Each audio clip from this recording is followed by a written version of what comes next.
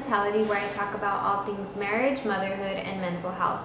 Today's topic is going to be on ways you can improve your relationships using the 5 love languages.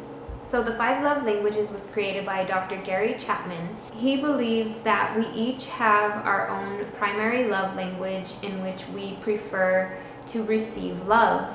And although we have our own preference on how to receive love, that does not mean that our partner or other people have the same preference.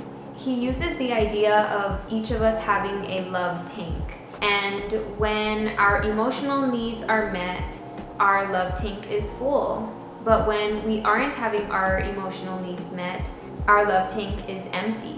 When we are able to identify what our primary love language is, we can better understand ourselves, and then we are able to understand our partner's emotional needs. In this video, I'm going to be speaking more in the context of being in a relationship, but the love languages are not only to be applied to your romantic relationship, it can also be applied to the way you express love to your children, to your family members, friends, co-workers. So if you want to better understand what your primary love language is and how you can use this to your advantage in your life, please keep on watching. So the first love language is words of affirmation. Words of affirmations is basically giving genuine, true statements affirming the other person's worth. So this type of person thrives on compliments, words of encouragement, words of praise. Ways that you can express this love for a person who prefers words of affirmations is by first thinking of their strengths and thinking of the positive traits about them. Once you're able to identify their strengths, then you can express that to them. And some ways you can do that is by writing a love letter, leaving them little notes here and there. The moment they walk through the door, give them a compliment. So some things to avoid are insults, negative criticism, ignoring their efforts. If they took time to do something for you or even did something for themselves, like dress up, put makeup on, and you completely ignore their efforts, that can really bring them down. So for the next love language, quality time. So people with the love language quality time really appreciate undivided attention, just that connectedness with the other person, and doing things together where you're really just focused on each other. So if there's a person in your life who prefers this love language, ways that you can express your love to them is by actively listening. So really just paying attention to what they're saying and not ignoring them, or you're not on your phone while they're trying to talk. Another thing is asking them what they enjoy doing and planning to do those things. And it can be something as simple as going for a walk, playing a board game together, or cooking dinner together. Just things where you are able to interact with each other without having any distractions. So with people who prefer quality time, just really taking the opportunity to have one-on-one time with them is really important. So some things to really avoid are just being distracted when you're spending that quality time with them, and also becoming aware of when was the last time we spent one-on-one time together. And if it's been a while, maybe it's time to think of something, even something simple would make their day. And I say this because this is my primary love language, and the little things really matter to me. Like having a conversation without having distraction is so fulfilling. So the next love language is receiving gifts.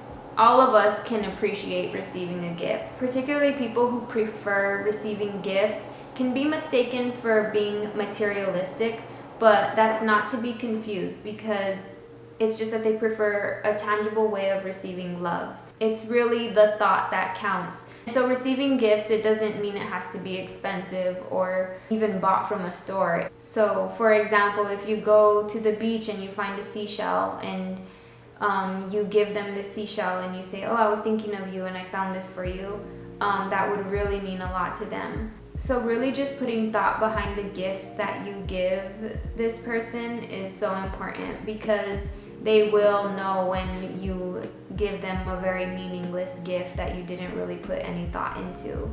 And some things to avoid are forgetting holidays or birthdays, or giving meaningless gifts. So the next love language is acts of service. So with acts of service, the person believes that actions do speak louder than words. So obviously for people who prefer acts of service, would appreciate if you cook dinner or clean around the house, run errands for them. So some ways that you can apply acts of service to your relationship, if that's what your loved one prefers.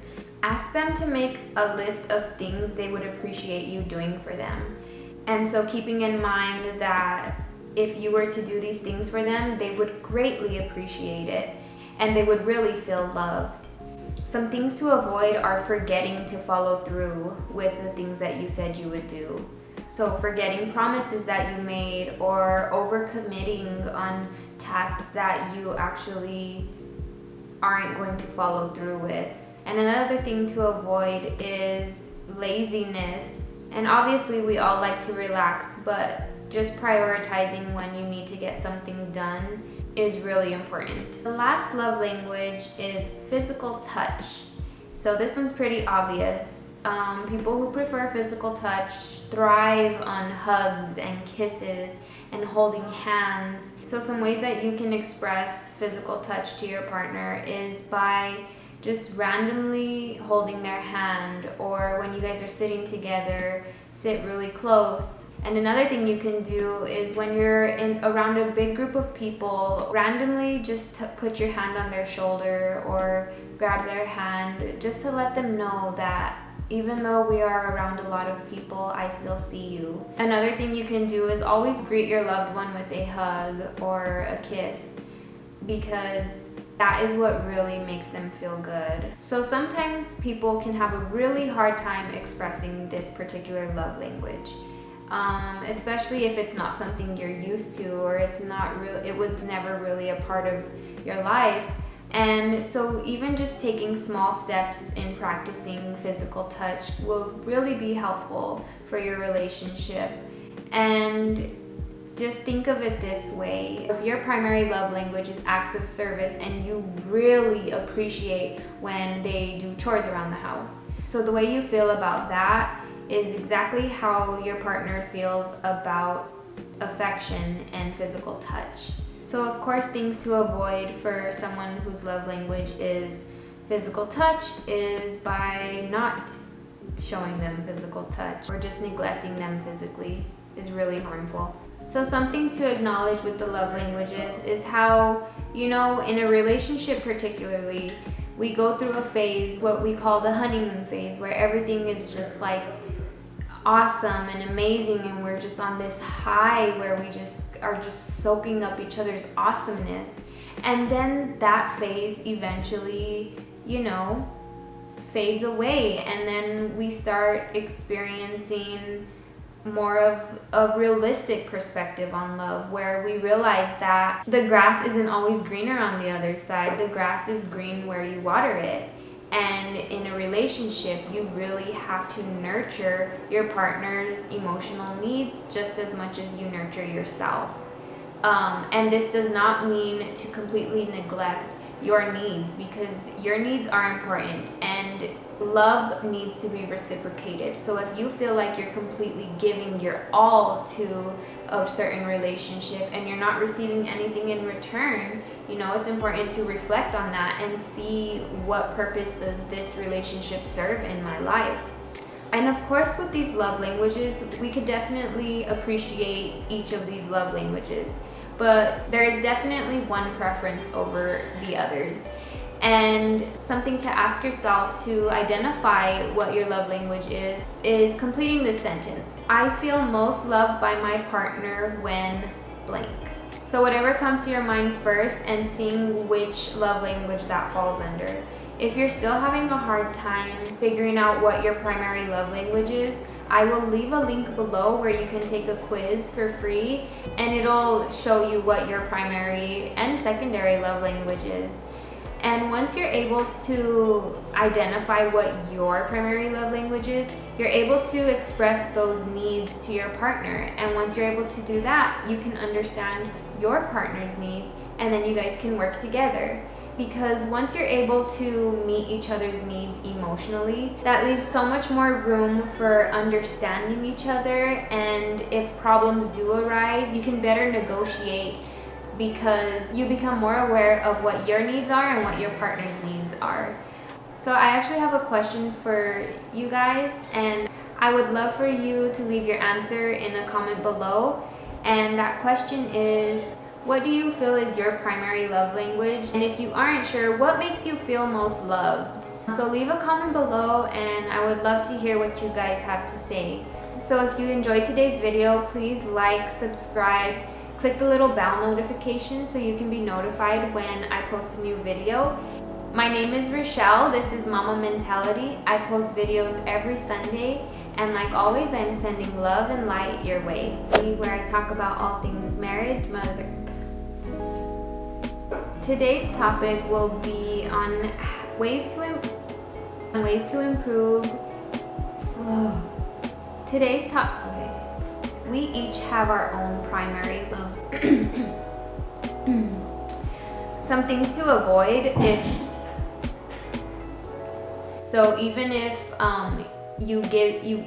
and so when it that you could how love is really a choice, and it's important. Love is a choice. The grass isn't always greener on the other side. Or maybe it is. My name is Mama. Oh, I did it again.